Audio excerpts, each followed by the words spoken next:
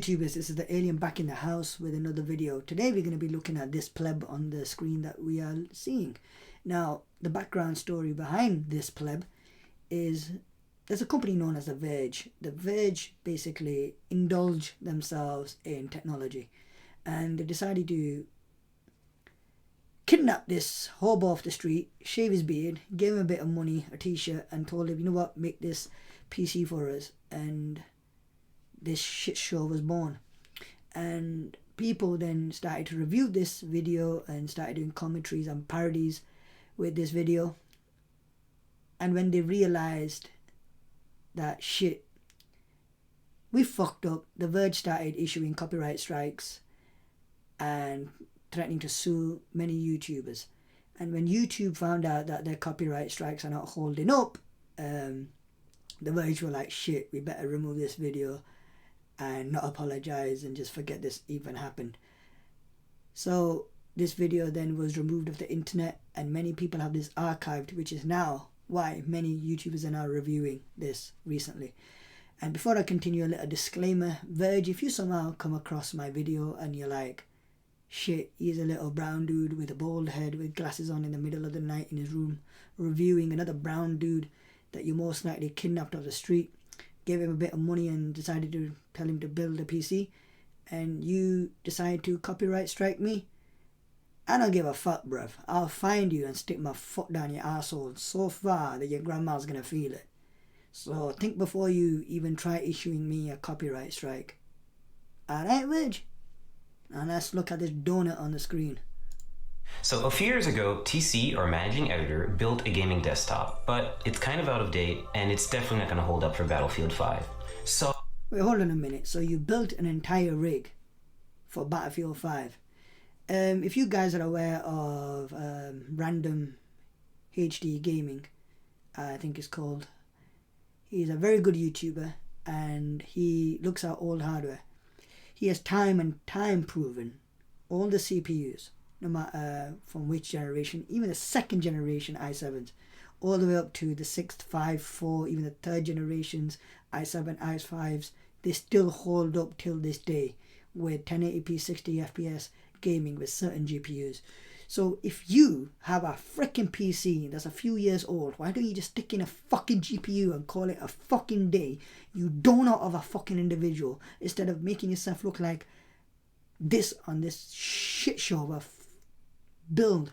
Seriously, I genuinely think that The Verge found you off the street, you're a fucking hobo, they gave you a shirt, shaved your beard, gave you some money and food and said, here, build us a fucking PC.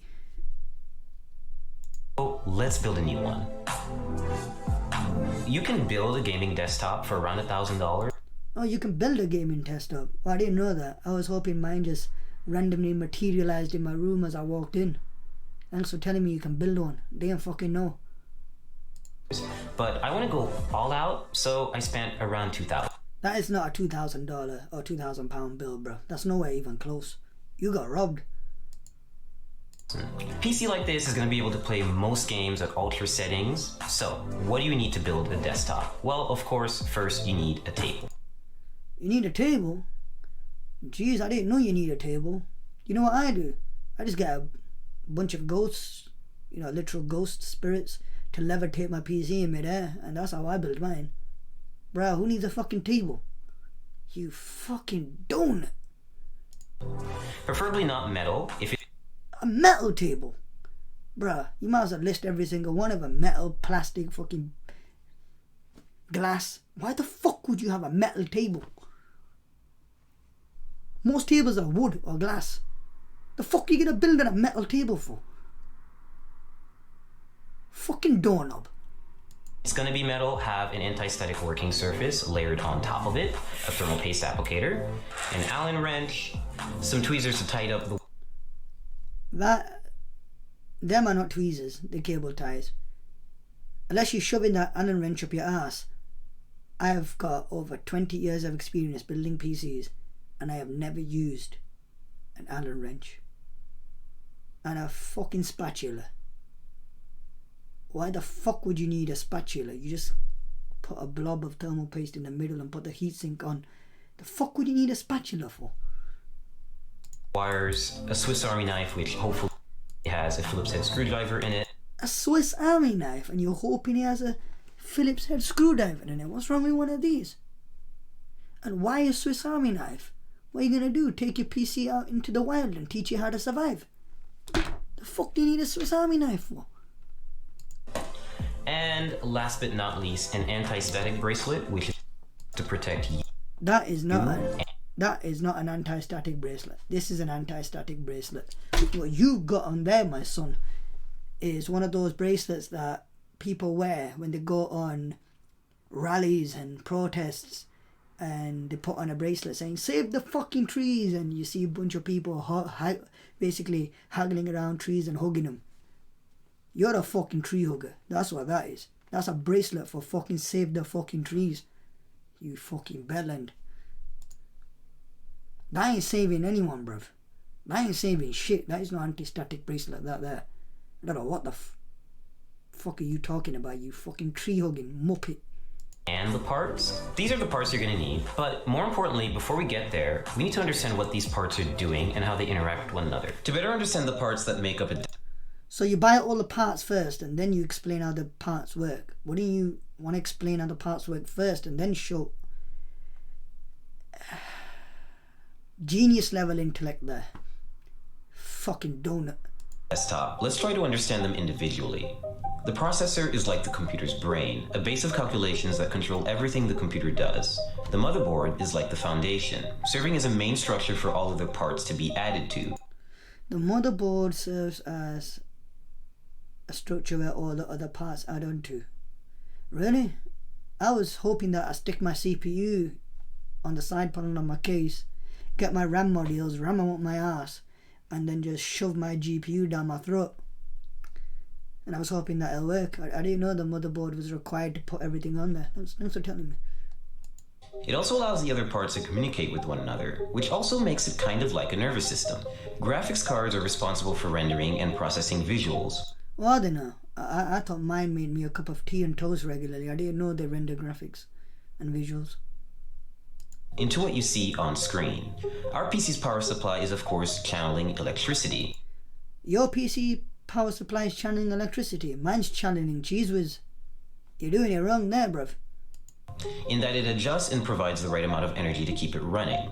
Last but not least, RAM, or random access memory, and your hard drive are good examples of short-term and long-term memory, respectively. If you want to better understand what kind of computer to build, then first figure out what you want to use it for. A gamer might care more about a graphics card. This is not entirely true. If you have a balanced system with a high tier or a mid-range CPU, with a high tier or a mid-range GPU, and a decent amount of RAM, like 16 to 32 gigabytes, your computer will be able to do content creating, such as video editing, video rendering, video creating, streaming, and gaming. You need to have a balanced system. For example, an entry-level balanced system, you can have a weak CPU, weak GPU, little bit amount of RAM, you'll be into the entry level of gaming. But that system will not be able to stream really, really well. It'll struggle, but it's not designed for streaming, but it'll be good for entry-level gaming. Mid-range top-tier PCs have always been good for video editing, video rendering, content creating, streaming, and basically the full shebang, watching 4K videos and watching TV shows. If you're into TV shows, using your PC as an entertainment hub, watching movies as well in 4K. Basically a top tier or a mid-range gaming PC is designed to do multiple things, not one or the other. So what you're showing here is a lot of shit. Or than say a video editor who might want extra RAM to assist with editing large files. If you're building a budget build for video streaming, say under $1,000, you want to focus on under $1,000 I can build a beast of a PC. I don't parts like a Core i5 or Core i3. So for under $1,000 you're gonna stick in an i3 or an i5 for streaming. Bruh, i3s are designed for entry-level gaming or general browsing, YouTube, watching movies, basically a media PC. That's what an i3 is for. An i3 is going to struggle in streaming big time, and certain i5s are as well. You do not want to use an i3 or an i5 for streaming and gaming. Bad fucking advice. Processor that require less energy. They'll be less powerful, but then you'll be able to scale back the cost of several other. Never do this. Never buy a cheap CPU and then stick an expensive graphics card and a lot of RAM. That's going to bottleneck the shit out of you. So, for example, if you have a Pentium 4 then sticking in an RTX 2080 Ti and you're getting like what, 20 FPS, and you're going to be like, wait, my GPU should be getting 60. Nah, you're bottlenecking because your CPU is really freaking weak. You need to, again, I can't keep emphasizing this, a balanced system to do multiple things. A mid-tier balanced system and a high-tier balanced system is more than enough for gaming and content creating and streaming. A lower entry-level system, you're going to struggle. That is only designed for entry-level gaming. And what you're showing you an i3 for streaming, I feel like slapping the shit out of you with an i3. Literally getting the CPU and beating you up with it. The fuck are you going to do with an i3 and streaming? What a doorknob. Parts. And if you need help choosing the right If I need help, I ain't coming to you. That's one thing for sure. Parts for your build, there's sites like PCPartPicker.com that help show presets for which parts fit together, which sort of part conflicts you might have, and where to find deals on new parts. We have a lot of boxes and a lot of PC parts, so it's best for you to unbox them. Did you just rip that to shreds? Bruh. Are you a fucking gerbil or a human being? You like you chewed the shit out of that, but you don't know how to open a fucking box. Isolate the parts that you really need, place items into the case, and make sure that they all fit, and then start working. And now we're really going to start building by adding the motherboard in. No, do not do that. Best practice is to have your motherboard on a test bed system, or have your motherboard on your motherboard box that it comes in. So the manufacturer box, take the motherboard out, put it on, put your RAM in, put your CPU in, thermal paste, heatsink. If it's a small GPU, attach that, test the system. If it works, then put it in. If it's a large GPU, remove that, leave the thermal paste, heatsink and the RAM in, then pick the motherboard up and put it in, and then put the GPU in. Do not put the motherboard in and build around that. That's bad advice. Shame on you, you fucking doorknob. Notes about installing motherboards, they're really delicate. You should be really careful with them. Motherboards are delicate and you should be careful with them. What the fuck do you do with your motherboard? What do you do? Choke slam it? Do you play WWE with it? How the only delicate part of a motherboard is the pins if you're on Intel. The actual PCB, the layers are pretty sturdy, and I mean pretty sturdy. It'll take a lot of force in order to even bend it. You ain't breaking a motherboard, bruv. And screw in with confidence, but also don't screw in too hard, otherwise you... Screw in with confidence, but don't screw in too hard. Bruh, you giving me advice how to plow a girl? I think you're on the wrong channel, bruv. could crack the board. You're not cracking a board, screwing in some screws in the holes. Nah. The PCB layers, they've gone thicker over time, stronger over time. You're most likely to break the thread of the screw than to crack the actual motherboard. So don't worry about putting in your motherboard in your case after you put your CPU and RAM in, possibly GPU depending on the size, because if you have a heavy GPU and you pick it up, it can break. Smaller GPUs can stay in. You're not going to break the motherboard, don't worry about that. This guy's chatting a load of baloney. Chose Asus's Z370 motherboard for two main reasons. One, it has built-in Wi-Fi and Bluetooth, and your two main reasons for choosing this motherboard is for Wi-Fi and Bluetooth. That you thought, yeah, Bluetooth and Wi-Fi, so you went on Google, typed in Bluetooth and Wi-Fi, that came up and you just bought it. You didn't look at any of the features apart from Bluetooth and Wi-Fi, the most generic bullshit of shit that comes on motherboards. That's the main two things that you picked. Do you know how generic Bluetooth and Wi-Fi is? Holy Also, it has support for NVMe SSDs, meaning you can get really fast SSDs that are really easy to install. Pay close attention to the brace that goes... That's not a brace, IO shield. ...at the back of the computer. You always have to make sure that you really hammer it in. Do not hammer it in. I like how you're saying you really need to hammer it in and then you just tapping it in lightly. Don't hammer in your IO guys. You won't have a PC left. Because there's no screw, it really just has to go outside of the case and clasp onto the frame. And this is very important because otherwise you can't align the motherboard correctly with the holes. We're just going to start installing all 8 screws. Look at him using his army knife like his commando or something. So next we're going to install the RAM on the motherboard. I chose Corsair's 16GB Vengeance LED RAM for 2 main reasons. One, it has LEDs and we do like lights in our gaming desktops.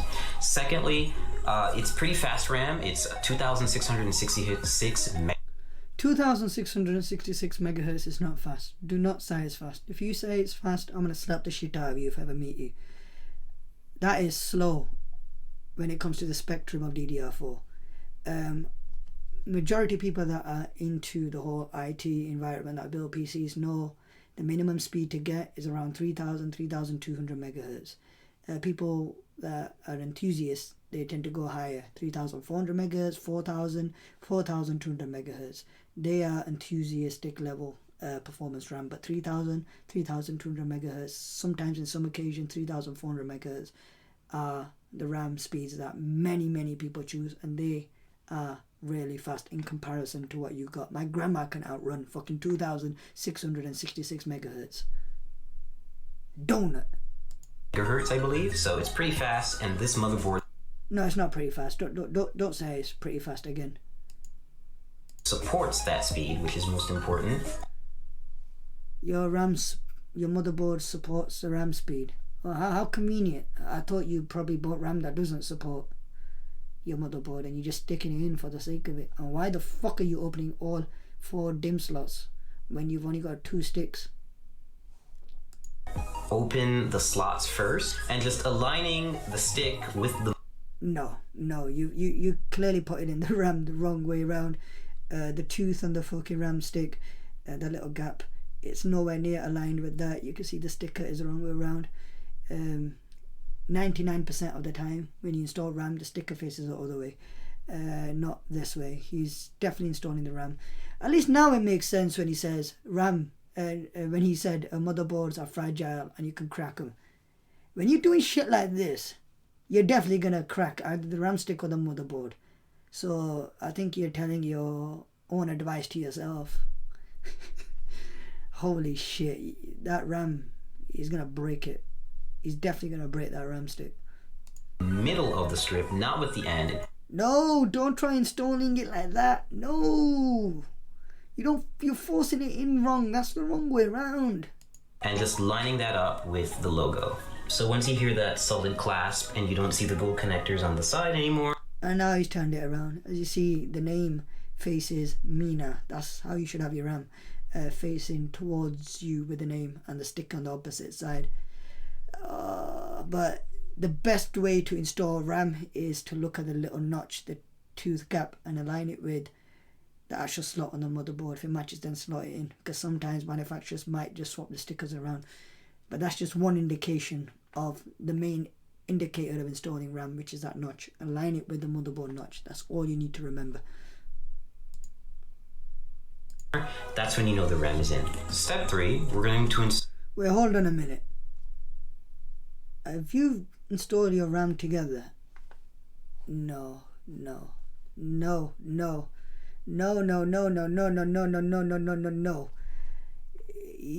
motherboard supports dual channel and quad channel, and you've installed 2 of the RAM sticks together. Basically, you're in single channel. You're losing performance. What you do, you install 1 stick next to the CPU, miss a RAM slot, then install the next one. I'm starting to believe more and more that they just found a hobo off the street, shaved his fucking beard, gave him some KFC or some McDonald's and told him to build a fucking PC. No way if you're a PC builder, you do shit like this, man. install the hard drive, or in this case, the NVMe SSD. I chose this format of solid state drive so that I could input it into the motherboard without having to worry about extra wires or putting it in a separate part of the case and just getting really messy. This is from Kingston, and it's 480 gigabytes, so it's not a lot, but you can always upgrade this and swap it out, and it's only held down by one screw and the latch, so it's really simple. No, you are not screwing that into there. These two have standoffs that you put into the motherboard. It then creates a bridge, so that NVMe hard drive sits on top of the standoff, so it creates a flat bridge. Then you screw it in. So not only have you fucked your RAM, you fucked your NVMe. And really straightforward. Speed for gaming is important when it comes to a hard drive. You want files to write quickly, and you want games to load quickly, so that's why it's best if you use an SSD. Okay, so step 4, we're going to install the graphics card. I chose PNY's GTX 1080, which is overclocked, and so it's a pretty easy installation. You're just going to find the gold connectors, and you're going to line this bracket with the back end bracket of your PC case. Now, which lane you choose depends entirely on what other parts you're going to put in the system. I'm just going to pick the top one because the SSD is at the bottom, and I don't want to cover it. I just think it looks nice. What the fuck did you just say then? No. Not just because it looks nice. You meant to explain to the people that the top slot is always used for the GPU because it's times 16. And because this is an Intel build, and that's on Gen 3 PCIe, you need to explain to the people that the top slot is times 16 and the bandwidth is the maximum bandwidth given to the GPU from the top slot. And the other slots are times 8 and times 4 and possibly times 2 if your motherboard has it. You do not slot in your graphics card just because it fucking looks nice. I feel like grabbing that graphics card, beating the shit out you with it, literally smacking in the face and making you look nice. Fucking donut. It looks nice, so I just stuck it in there. What a knobhead. Why the... God almighty. Click down. Take your remaining brackets and just put them in the... Why have you taken off brackets when your GPU is clearly there? Why have you taken off brackets from there when you've installed nothing in there? Why the fuck are you removing brackets from there? To me, it seems like when you were doing that, they just fell off and you're like, oh, content for the fucking video. Why are you removing brackets from slots that are not even utilized? This geezer. Spots that you haven't used. You don't have to screw these in. They get bolted down by the back end bracket. And your GPU is installed. Power supply time. I chose Corsair's 850 watt power supply because 850 watts? Bruh. Even if you got two GTX 1080 Ti's, 850 watts is overkill. Holy shit. The fuck are you trying to do? Run a nuclear reactor? My guy's trying to power a nuclear reactor with that fucking PSU. That's overkill. That's way overkill, even for a single RTX 2080 or a 2080 Ti. Damn. Need enough headroom for ray tracing GPUs when they come out, and I don't want to have to upgrade it again. So all you have to do is take...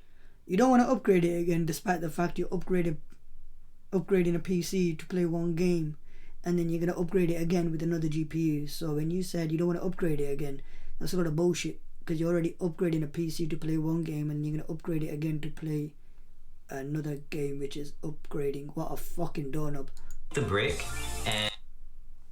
Did you just call a PSU a brick? You're the fucking brick. You fucking brick. And make sure that you align it with these little insulating pads so the power supply doesn't short circuit and come into contact. Insulating pads? They're fucking vibration pads, you fucking donut. What they are designed for, they stop the fan from vibrating, they absorb vibration. And why the fuck would a PSU get so short circuited in a fucking case? Have you seen what a PSU looks like? It's a box, the internals are inside.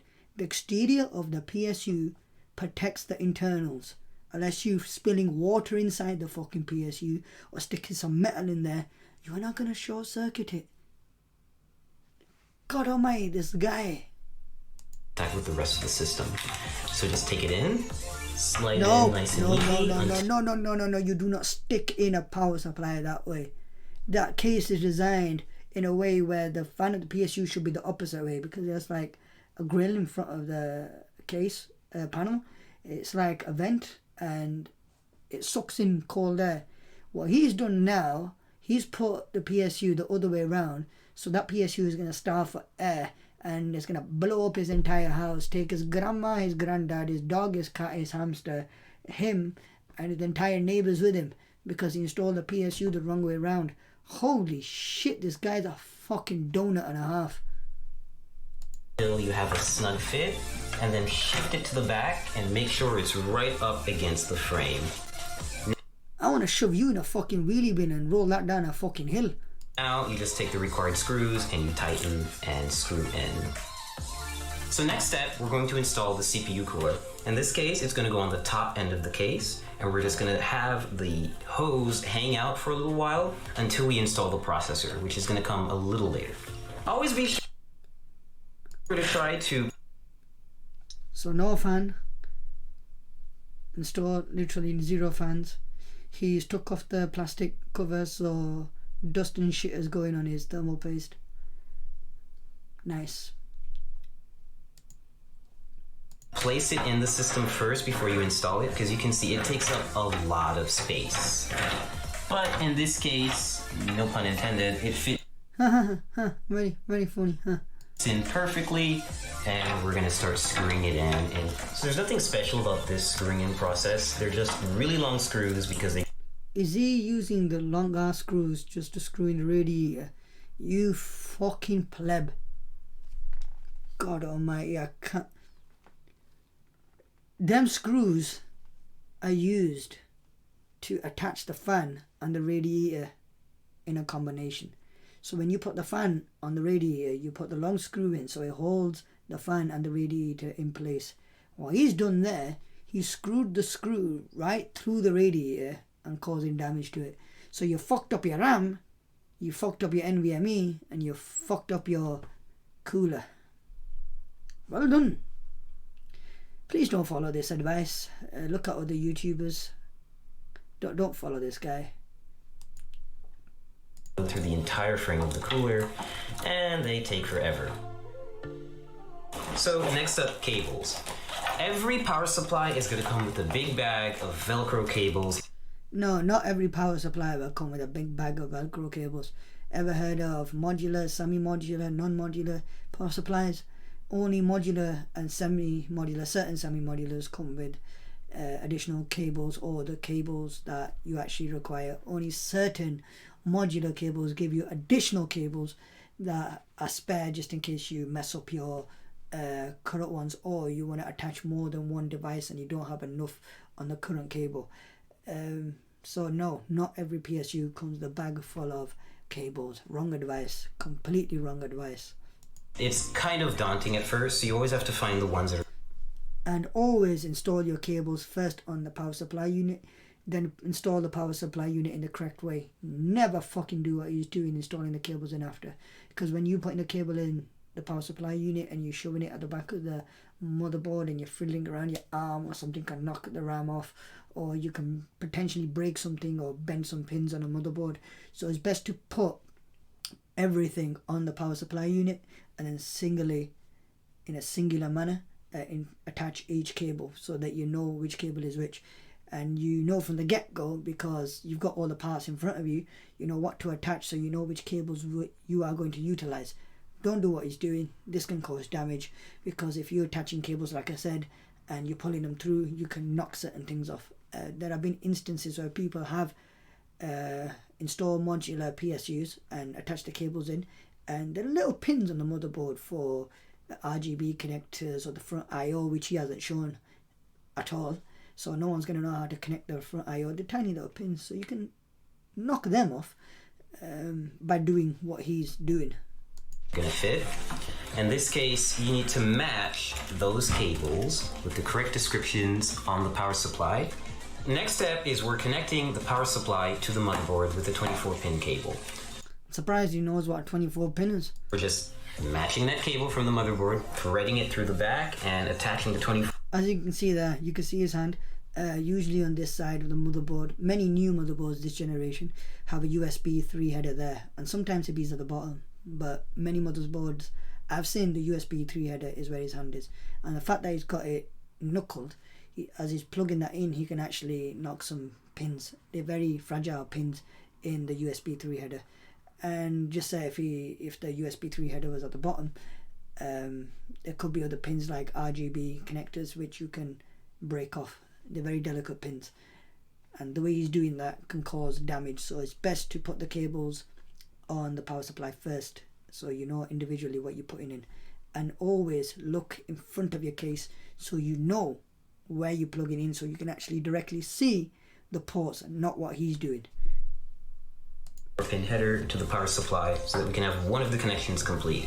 The next few additions will be for the GPU, for any specific ports that the case has, for any lighting that the case has. He still hasn't connected the front I/O, any USB headers, USB 3 headers, the audio header, the Wi-Fi connector connections there, but he hasn't connected the aerial, so he hasn't shown any of that, and I don't think he is. So if people were following this, they would be actually fucked. CPU cooler, anything else really. We're installing the CPU, the heart of the computer, or the brain, depending on how you look at it. You need a fucking brain. So to do this, we're just going to remove the plastic covering that they put on the motherboard. We're just going to take this little plastic part out. We'll just toss that out of here. No, you just did not throw that. Never throw that away. That is needed for RMA, or if you're giving your motherboard to a friend or a family member and you need to take it out and transport it somewhere, or you need to take the PC apart. That protects the pins on the socket. And if you look closely at that lid, the plastic lid, it clearly says on there, do not throw me away. So what he just did was complete stupidity. You do not throw away that plastic fucking lid. I feel like throwing you away. And now I feel like grabbing him by the legs and throwing him out a fucking window, just like it did with that plastic lid. Now we have an exposed CPU holder, or rather slot. CPU holder slot? It's a fucking socket, you dim-witted moron. On the motherboard. On the motherboard? Now I'm expecting it to be on my asshole. Of course it's gonna be in the fucking mother... And we're going to use the CPU applicator. This is a special little part that not everyone may get, but this motherboard that we got from ASUS definitely does have. It's called a CPU installation tool. ASUS tried reinventing the wheel for those who put the CPU in incorrectly.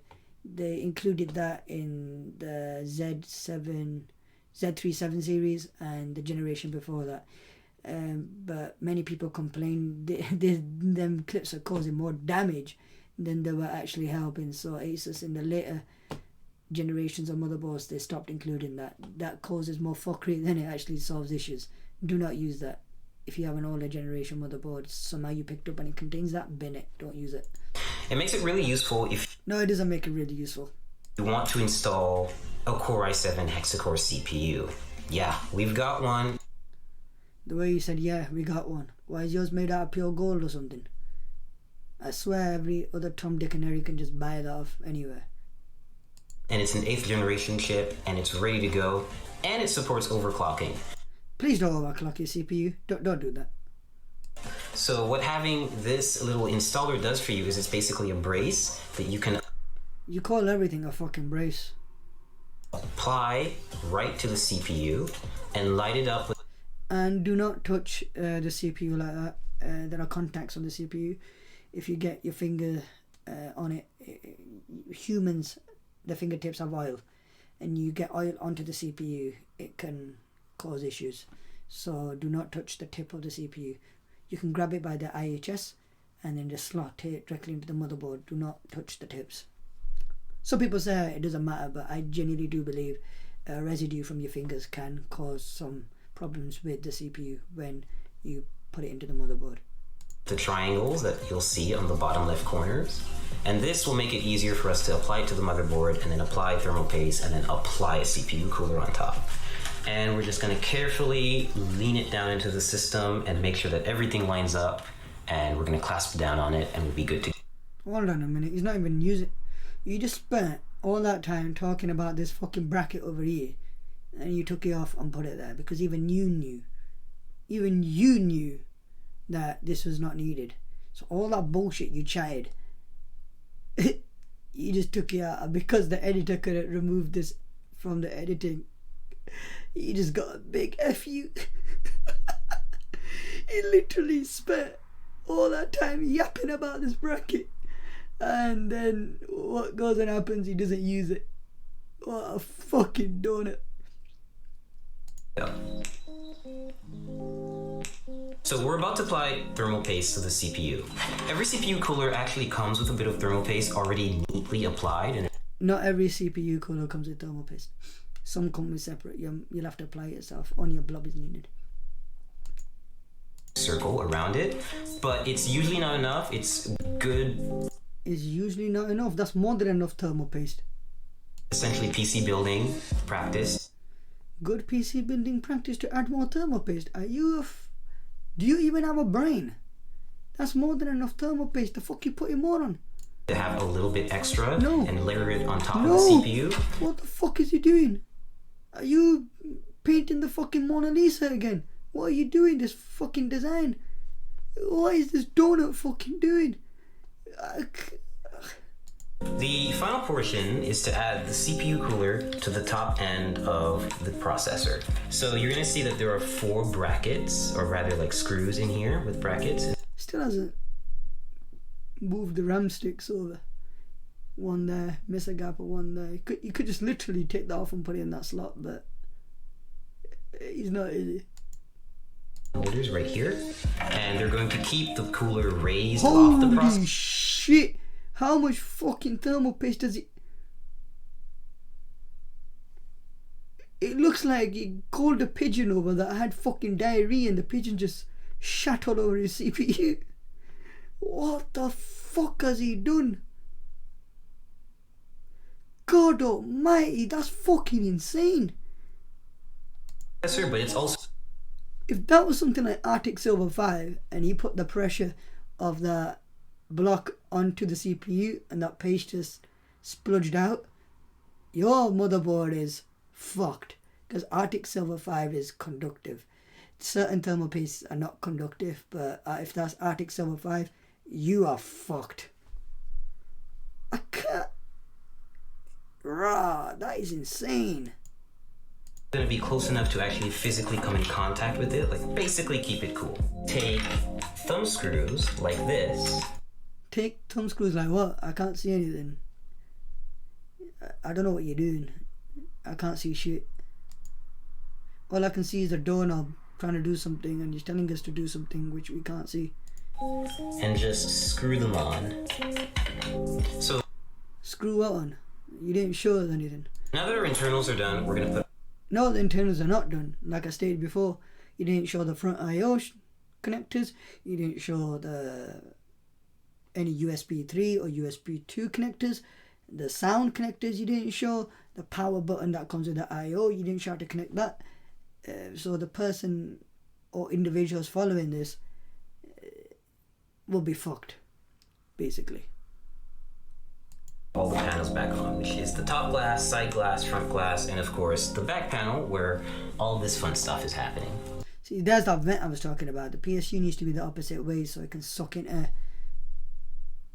Can you not look? You're looking directly at it. Can you not see? This is the face when I paused that. He's questioning his life. He's like, shit, I fucked up here.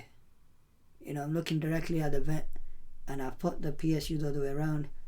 But since I'm making this video, fuck it, let's just go with this shit. So we fully built the PC. You fully built that PC. Look at the fucking state of that cabling.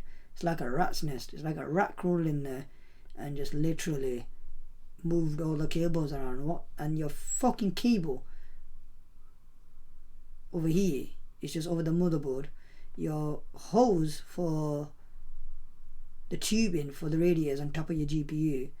So that bends to the point where it starts cracking and your GPU is going to have a orange shit stain, and basically short circuit because there's the orangey liquid in all in one coolers, and if they leak, they leave like an orangey stain which start corroding shit, and your GPU is gone. And these fans, you didn't show how you install them, they just magically appeared out of nowhere. Everything's put together, and we got to the post screen. You got to the post screen, holy fuck, I'm surprised this PC even works. So what's next? Well, What's next? Did you just... I'm not gonna answer that. You need a USB flash drive with your Windows installation media on it, and of course a license key. So I plugged that up, installed Windows in a couple of minutes, installed a bunch of drivers, and now we have a fully functioning gaming PC ready to run some games. Right now I've got Arma 3 running at maximum settings, native resolution, which is 1080p HD, and it's running pretty smoothly. Like, I'm averaging 70 and 80 FPS. You'll get around 100 FPS easy if you sort those RAM sticks out. And this is normally like a very intensive game to run, and it's still doing a pretty good job. So right now I'm playing League of Legends. It's one of my favorite games. I'm actually... League of Legends. You're playing League of You could run this game on a fucking toaster. Playing against a bot, and I'm distracted, so I'm not actually doing so well. But otherwise, like, this is pretty much what you would see me do on a gaming computer. Test stuff out, and hopefully have really high frame rates like I am right now. I'm averaging 120 FPS, and that's only because I've actually locked the game. You locked a game that can run on a toaster. You locked a game which is currently displayed 120 FPS that can run on a single core CPU with at least 4 to 8 gigabyte RAM, and you locked the FPS like you've achieved something in life. What a fucking donut. To that frame rate, because I can get around 300 FPS playing League on maximum settings, which is a little bit absurd, and you don't really What's absurd is you building this fucking PC. need that, so I've locked it. Building a gaming desktop has been a great experience. Nah, that's not a great experience, bruv. I'm able to max out a lot of my favorite titles, and I'll be able to play a lot of upcoming titles like Battlefield 5 and Cyberpunk 2077. That's if that PC survives. That's if that PC doesn't blow up and take you with it, and then in the news somewhere we find out that your PC blew up and you died because the PSU is the opposite way and it heated up to the point where you literally caused a explosion. Yeah. Without worrying too much about the parts I have. When ray tracing GPUs come out, for example, I'll be able to upgrade without having to buy a completely new system. Which we talked about. You could have just added a ray tracing GPU in your older build, but you upgraded the PC essentially by building a new build, which is an upgrade of the original build, and then you're going to upgrade it again with another GPU. Fucking donut. And if I have a problem down the line, I can always just swap out a part and have it serviced rather than losing my whole computer. And of course now we also have a computer to test and benchmark games here at The Verge. Capital One, you should remove your name from this. Seriously, associating yourself with this shit over here, you're gonna get a badass name, bruv. Holy fuck, that was insane. That PC building was insane. Right, guys, this is the early now. Peace. And